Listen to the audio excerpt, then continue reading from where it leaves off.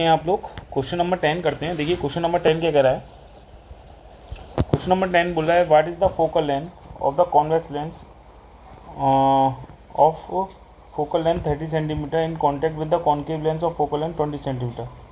Is the system एक converging और diverging. देखिए एक सिस्टम बनाया गया, उसकी फोकल लेंथ पूछ रहा है, ये कंबाइंड फोकल लेंथ पूछ रहा है। बेसिकली जो कॉन्वेक्स लेंस है इसकी फोकल लेंथ दे रखी है 30 सेंटीमीटर। ठीक है, बेसिकली दो लेंस इन्होंने यूज़ किए हैं।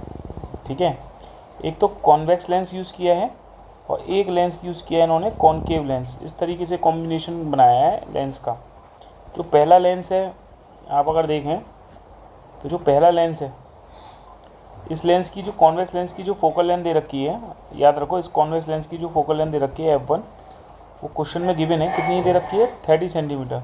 तो ये बताओ +30 होगी ना, क्योंकि कॉन्वेक्स लेंस कैसा होता है, कन्वर्जिंग लेंस होता है, इसलिए इसकी फोकल लेंथ क्या होती है, पॉजिटिव होती है। क्योंकि कॉन्वेक्स लेंस में क्या करता है, जब भी रेस प्रिंसिपल एक्सिस के पैरेलल आती है तो वो क्या हो जाती है, कन्वर्ज होकर के प्रिंसिपल एक्सिस के जिस पॉइंट से गुजरती हैं उसे फोकस कहते हैं।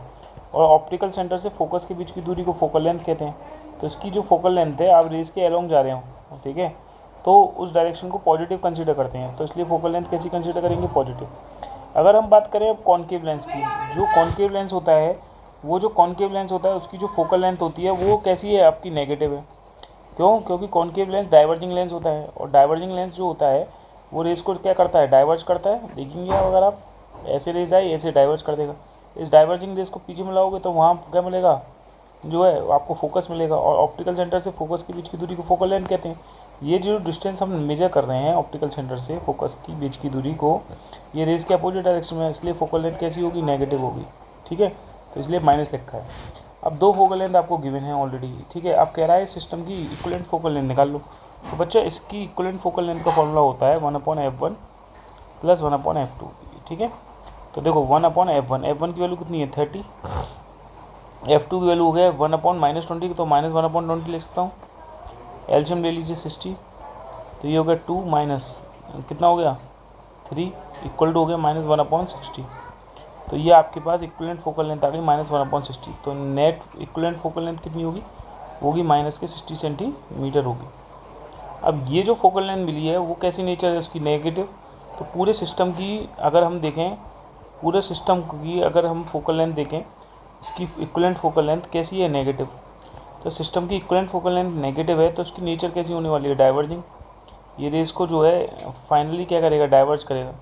तो डाइवर्जिंग नेचर होगी किसकी, हमारे पास जो है इस कंबाइंड सिस्टम की।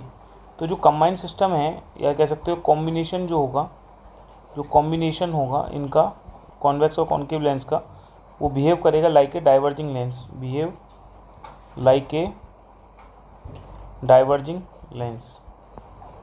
किसकी तरह बिहेव करेगा बेटा, डाइवर्जिंग लेंस की तरह क्या करेगा, बिहेव करेगा। डाइवर्जिंग लेंस कौन सा होता है, बेसिकली कॉन्केव लेंस होता है। तो पूरा सिस्टम का एक बेसिकली कैसी बिहेव कर रहा है, डाइवर्जिंग लेंस की तरह आप कहेंगे बिहेव कर रहा है। ठीक है, क्योंकि इसकी जो डाइवर्जिंग लेंस की जो फोकल लेंथ है, कंबाइंड फोकल लेंथ, वो कैसी है, नेगेटिव है, इसलिए डाइवर्जिंग लेंस की तरह बिहेव कर रहा है। ठीक, यही था इस क्वेश्चन में। Thank you.